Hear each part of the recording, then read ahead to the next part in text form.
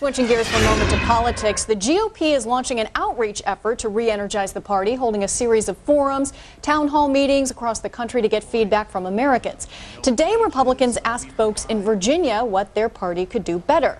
Is it a dramatic overhaul that the GOP needs, or will a few minor tweaks here and there get the Republicans back on track? Democratic strategist Julian Epstein and Republican strategist Tony Sayegh join us now. Thank you so much, guys, for being here.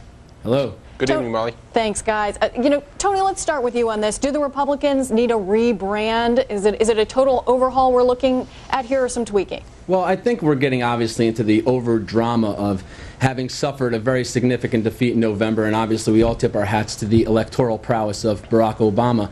But the Republican Party has been and will always be the party of smaller government, the party of individual freedom, and the party that truly puts the people and the taxpayers first in this country, especially when it comes to national defense and having a strong global war on terror. Now, I really think it's not outrageous to think we should sit down, reach out to the people directly, especially in the heartland, and communicate with them to see what their ideas are, because I think everybody knows in government the answer doesn't always come from the politicians. The people have the answers sometimes, and we really should give them a chance to be part of that process, and that's what events like today in Arlington certainly did, and I applaud the congressional leadership for doing that. All right, Tony, thank you. Let's give Julian a chance to get in on this as well. What do you think? The Republicans needing a rebrand? Are they going to give Democrats a run for their money here in the upcoming 2 years? Well, I think the party's in deep trouble right now. There was a recent poll that had the Republican Party as less popular than Venezuela, China, and legalizing marijuana. And it's not just because the Bush administration was such a failure. It is really because there is no real messenger. There's no leader of the Republican Party right now. There's no real message from the Republican Party on the major issues of the day. They're perceived as being the party of Dr. No. And there is a major demographic shift in the favor of Democrats. Republicans have largely become a regional party in the South and parts of the West. And unless they make some major changes, including moving to the center, they have basically been a party of the social conservatives and the Christian right.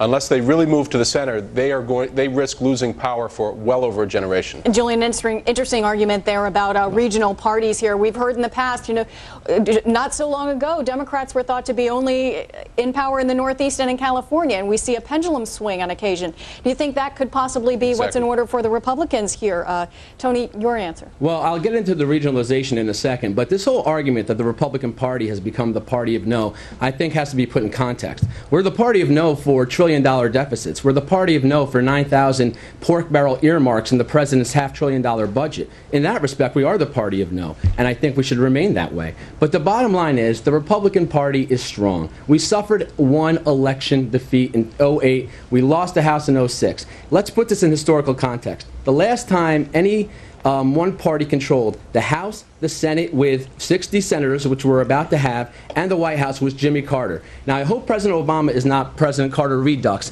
but I do hope the political fallout is the same. What ended up happening? You had the Reagan Revolution, the Republicans taking back the Senate, and you had the beginning of what is now the modern Republican Party, built on the premise of hope, growth, and opportunity for all.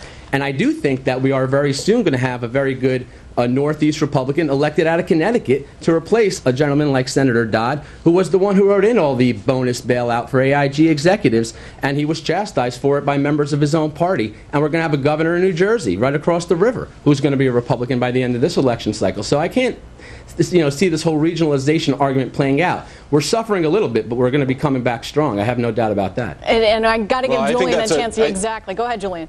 I think that's a Pollyannish view of the world, with all due respect. I mean, I think I just cited a poll that said that legalizing marijuana is more popular than Republicans today. If you want to term that strong, be my guest. I think the Republican Party, even Republicans are saying that Republicans have become a regional party. They are a dying breed in the Northeast. They are increasingly dying in the Midwest.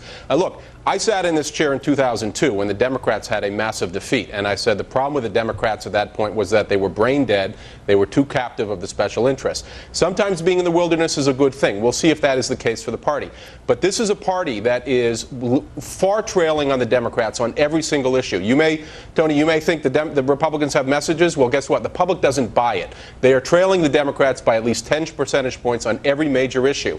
And unless the Republicans begin to move to the center, begin to get away from their negative messages, their sometimes xenophobic messages, their heavily anti-gay messages. Immigration reform is not xenophobic, Julian. It's responsible. Border security is Tony, not with all due xenophobic. respect, Tony, I didn't interrupt I'm going to have to wrap you Unless up there, they begin to show more diversity in the party, this is a party that will die quickly. I can see that Ask the fight is Governor certainly Schwarzenegger still on. about I'm going to have to diversity in wrap our you guys party. up. We have to move on, but Well, definitely I'll both point to the sides still scoreboard, fighting. Tony.